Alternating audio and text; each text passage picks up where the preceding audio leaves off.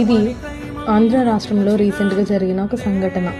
ఒక దైవజనుడు సువార్త చెప్పడానికి వెళ్ళినప్పుడు అక్కడున్న మతోన్మాదులు ఆయనను పట్టుకుని, ఆయన కాలర్ పట్టుకుని ఆయనని కొట్టిన దృశ్యాలు ఇవి. ఎందుకని యేసుక్రీస్తు నామం వింటేనే మీకు కోపం? ఎందుకని ఆయనని ప్రకటిస్తుంటే అంత ద్వేషం? ఎంతోమంది అన్యాయమైన ప్రజలు బట్టలు విప్పి రోడ్ల మీద తిరుగుతున్నప్పుడు అఘోరీలని చెప్పి వారికి నమస్కారం చేస్తున్నారే, అటువంటి ఏ దుష్కార్యము చేయని ఒక మనిషిని పట్టుకుని మీరు అంతలా కొడుతున్నారే. బైబిల్ ఒక బూతు పుస్తకం అని చెప్పే మీరే సాటి మనిషిని బూతులతో తిడుతున్నారు.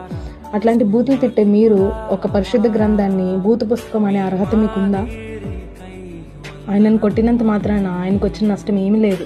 ఆయన కోసం గొప్ప ఫలం పరలోకంలో సిద్ధపరచబడింది. నష్టం మీకే.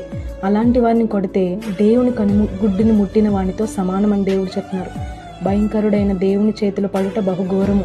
సమయం ఇంకా మీ కొరకు ఉంది. దయచేసి మారుమనసు పొందండి. అలాంటి వారిని